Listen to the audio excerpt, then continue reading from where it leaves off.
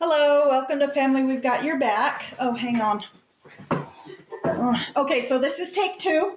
Apparently, the first recording just magically disappeared. I don't understand technology. I thought it was logical. Apparently, it's not. Well, we've done this 98 times, or actually more because we had a couple times when we didn't like the output either. Yeah. So. Oh, and this time, so the first time we said, Bennett, take Sadie, our dog, and just keep her entertained so that she's not barking at us. Well, apparently she gets to bark during this one. Whatever. She wants to be with us, and I don't understand Bennett's that. moving. Yeah, whatever. Did you tell him we were redoing it? No. Okay. Anyway, hi. Welcome to Family. We've got your back. I'm Michelle Christensen. I'm a family scientist. I'm Trent Christensen, a math scientist. Oh my gosh, that's such a lame joke. He's 8th grade math teacher. He's really good at it. And he's also in grad school right now for administration. So hopefully that works out for us soon. But anyway, he'll be done in June. We're so proud of him. He's got, how many, you've got one class left? I have one class I'm almost done with one class. I have one more class this semester and then one class next semester.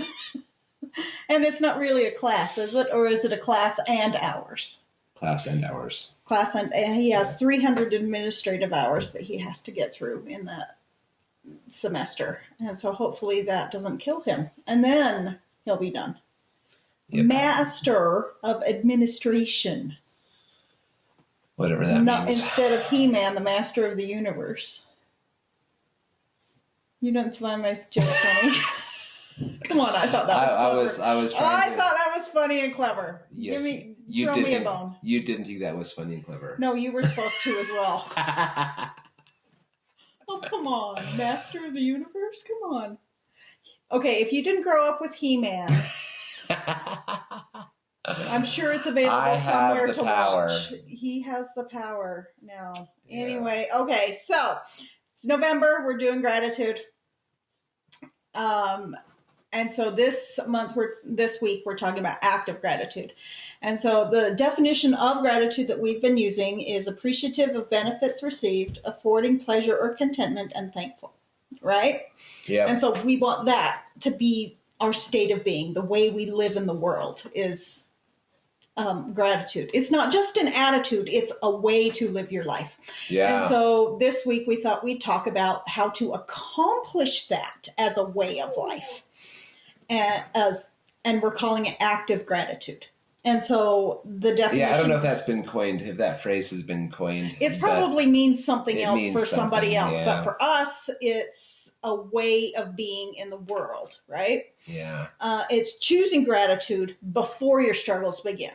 Like there's a popular song called Count Your Many Blessings, right? And in the song where it says, when upon life's billows you were tempest tossed, when you are discouraged, thinking all is lost, count your many blessings. Yes. And something, I forgot the rest. Anyway, I don't know the words. That's remarkable. How can I memorize the first part and then forget the point of the song? Count your many blessings and something, good things happen is the point of the song. Okay, so we're saying before life's billows, you are tempest tossed. Be grateful, and then you won't be tossed upon the billows because it won't be a problem because you don't see it as a problem. Right. Yeah, you see it as an opportunity for growth. Yeah. Yeah. Or not even that. It's just life. It's life, and it's not a problem because you were a grateful person. Yeah. Right. So how do you become that? Right? Yeah. So, you choose to, and you train your brain to be grateful. And so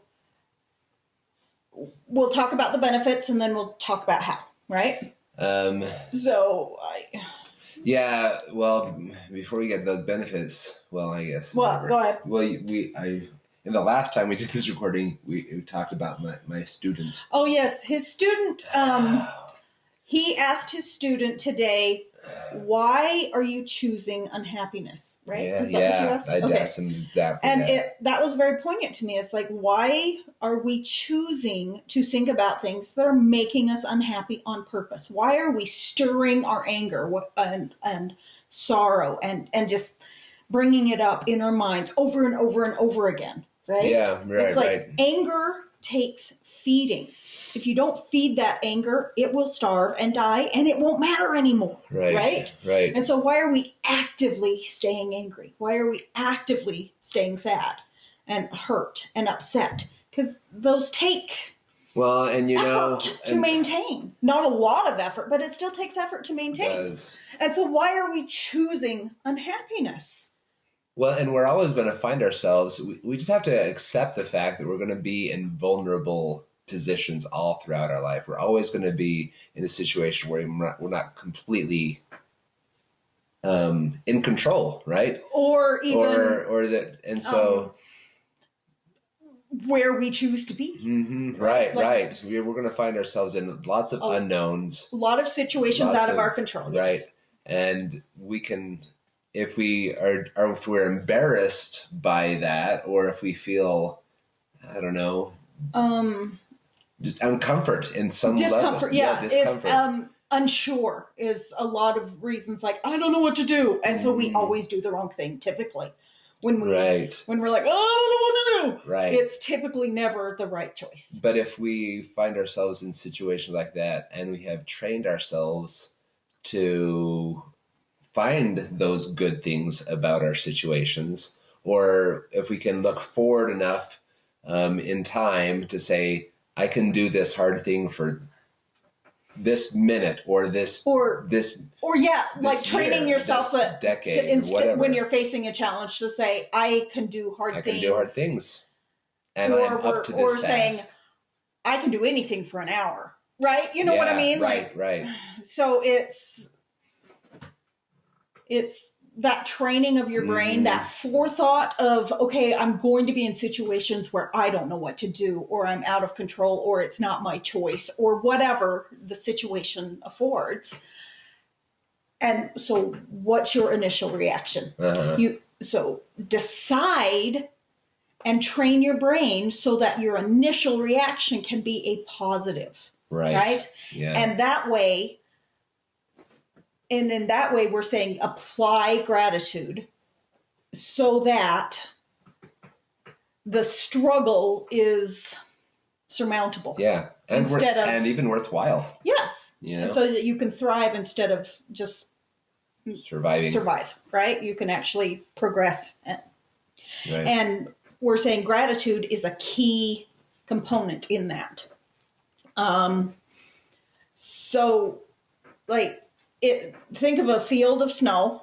Your brain is a field of snow, your habits, whatever. And in that snow is pathways, right? And typically negativity is the biggest, deepest pathway. Easiest path, right? Most traveled, right? Like, so, I don't want to be here. Let's complain about it. Right. And so in order to prevent the complaining and the path most traveled, the easiest path makes rivers and men crooked, right? Something like that. Some quote. Yeah. So we're saying straight. Instead of doing the crooked, easy path, go straight to positivity and gratitude, right? And so when you catch yourself thinking complaining things, choose to find something you're grateful for. And we're not saying manufacture it. Like, I'm grateful for this because it's making me a stronger person. I'm not saying that, because you have to think that over and over, like, so that you'll believe it, right? No, we're saying things that you already are grateful for. Yeah. Well, and, it's even if, there's going to be something. So that's the first step. It's already grateful. And then you can train your brain to think more positively, saying, yes, this will help me grow. This difficult experience will help me grow. Yeah. Right. And so that's a future thing. But the first step is stopping the complaint and starting gratitude. Yeah. And so in order to train your brain to prevent complaining, when your mind is wandering, or you're in the car, or it's downtime, or you're not actively focusing on work, right? Mm-hmm. Yeah. Or the things that you're figuring out, think of things that you are grateful for. And that will help you stay in a positive mindset and a contented mindset, so that when something happens, your mind doesn't immediately go to the negative and you start complaining, right? Mm-hmm. You don't want to go to that well-traveled path. You want to stay on the path that you're forging. And so that, in one way, is how gratitude helps you not complain. Right. Is because you are training yourself to look for the good instead of focusing on the negative. Yes. And so the next one is, it gives us a purpose. Like, our brains are incredible, and they want to save us as much effort as possible. So the things we do that we don't even have to think about, like breathing, right? Or if you've ingrained a habit, you don't think about it, you just do it, right? Muscle memory type thing, only for your brain. That is the point where we want to get to with gratitude. And so one way to achieve that is, if you give yourself a purpose, your brain a purpose, then that problem solving is what your brain will do, and it will figure out, if you, like deciding to be a grateful person, right? You've decided to be a grateful person. Your brain will then help you out, because it doesn't want to make more effort than it has to, right? Our brains are lazy. And so efficient. Thank you. Efficient. And so if you have given yourself a purpose, then it will be easier to be a grateful person. And so make the choice, and then keep making it until it is now a purpose in your soul, right? Well, and the more that you feed your body purposes, then the more fulfilling your life will be too, yes. Right? And you're not aimless in your thoughts. Like when you're driving, you're not thinking, I hate traffic, right? You're thinking, oh, look at the beautiful sun, way the sun is shining through the clouds, or oh, I love the weather today, or look at the beautiful leaves, or I'm almost home, or I get to I get to watch a movie with my family, or I get to have this tasty dinner that's waiting for me, or I get to make a tasty dinner and eat it, or whatever it is that you're thinking about when you're not actively thinking of something else. If you notice the negative, then remind yourself of the purpose, reinforce that purpose, and it's more uplifting. Right, if you make it like a not really a goal, but more like a mission statement of your life, or this, I've decided I'm going to be like this. And so you now have a reason for doing all the things that you do. And that makes it more meaningful. Yeah. And I can't explain it better than that. So if you can come up with a better way to explain how gratitude gives your brain a purpose so that it can help you make that neural pathway. Well, the thing that I kind of considered during that is that when you have that purpose, then you're going to have more people drawn to you as well. Yeah. Who likes hanging out with complainers and negative people? And those things are going to give you more purpose. And it's not a bad thing, But the happiest people are the people that have lots of circles that they're a part of, and they're contributing to everybody's well-being. Yeah. And so you're more lifting invested. instead of dragging down. You're more invested because you love and care for these other people, whether it's work people or family people or neighborhood people. And the more you interact with those people, then the more fulfilling your life is, and the more you care about them. And it's a cycle that is super.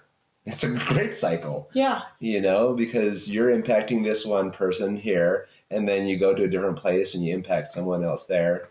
And it's not fame, but it's just your influence. Your influence is felt, and you as a person love it as well as they do. There's a positive energy when you are lifting others. What's the quote? Rising tide lifts all boats. That sort of thing. Yeah. Be the rising tide. Be the rising tide. Right? And apparently my alliteration penchant, it was exposed today. And it helps you be present in the moment. So when you are wallowing, like I was this morning, I actively had to stop myself, start thinking about something else. And I can't remember what it was that I started thinking about to help me get out of the angsty wallowing that everybody hates me feeling, Mm-hmm. And I turned it over into something I was looking forward to. And I started reading listening to a book, and it helped me. And while you're listening to a book, your mind wanders too. Like, you know what I mean? Like, it doesn't occupy all parts of your brain to listen to a book. More like reading. Oh, is yeah. Right? Right. I fall asleep to an audiobook typically. Well, yeah, but when you're working, you don't fall asleep, right? And so I was listening to an audiobook to stop the wallowing, and then I was thinking about positive things. And so I was able to look at my day with gratitude and positivity and contentment instead of sorrow and upsetness. Yeah. Because I chose to live now, like be present in my life in the moment, instead of wallowing in things that I can't change that are in the past. Like, you can't fix it, right? Like, right. You can't change it. You can't go back in time and do it right. But if you are present in the moment, that means mindfulness is what people call it. Some people call it. But I think mindfulness, it's not quite enough. Like, for me, a lot of people describe it as just being in the moment. And I'm saying color that moment with positivity and gratitude. So be aware, like people say, just be aware of the feeling of in and out when you're breathing, right? The way your body feels, and just be aware. And I'm saying choose to be grateful for that in the moment mindfulness. Yeah. Does that make sense? Like, I don't know how to explain it, because like the mindful minute or whatever it is that they have, at third hour, there's like we have a 30 second to a minute thing of like de-stress mindful minute thing. And some of them are really ridiculous. Like, for me, I'm like, are you kidding me? And some of them, the volume is so low you can't hear it at all. And I just think that's kind of ridiculous and pointless. But some of them, they're like, just breathe and just focus on the now and the Mm-hmm. And I'm thinking, this is a waste of my time. So I'm not saying don't be mindful. I'm saying have a purpose to your mindfulness, and have it not just be in the moment, but have it be a creative moment instead of just a being moment. Does that make sense? I hear what you're saying, but I do value that time, because Well, I mean, because the if you're kids like, come into class and they're all wired. right, and I understand. So I but- see it as a time for them to just settle down. They need to right, settle down. and I'm saying that that being grateful, yeah, that would be next level. in that moment Yeah. is the next Yeah. step to just existing. Yes. I'm saying give it a purpose. And so when you have that purpose in your present, so instead of wallowing, okay, so I made a mistake, and instead of worrying about the future, you can make a choice. Say, okay, if I'm ever in that situation again, this is how I want to respond. Mm-hmm. And then you've created in that mindful minute, in the present, saying, right now, I am wishing that that had not happened. So instead of wishing the change, say, so if it ever happens again, I won't do the wrong thing. And you plan for the future so that you can stop worrying about the future and be present in the moment, in the right now, right? Well, and it doesn't even have to And be the same focus on what you're situation, too. It or can be just the you same know, type. the same of type thing. of thing, right? This Like- is uncomfortable, but when I'm uncomfortable, I can do this. Right. You know, Right. I can do this and be grateful. I had that utilize some negative tool. experience so I'm that going I to can utilize a positive tool right now yeah. that will help me get through this, or Yeah. will help me learn, or whatever. Yeah, so that I can grow as a person and now know what to do when I'm in this situation, right? Yeah. So that's what we're talking about. It helps you be present, but it also helps you not stress about the past or the future, right? So that you can Yes. exist and focus on what you're supposed to be doing. Yeah. So anyway, so our assignment for this week is in those moments of rumination or mind wandering or whatever, choose gratitude. Choose to seek out things that you are grateful for. And we're not saying like pretend them. Nope. You We're have to be saying- genuine. Yes, be genuine in the things you are grateful for. And like when you tell kids to start a gratitude list, it's like, I'm grateful for these 5 things. And then they start saying, well, now I'm grateful for toilet paper.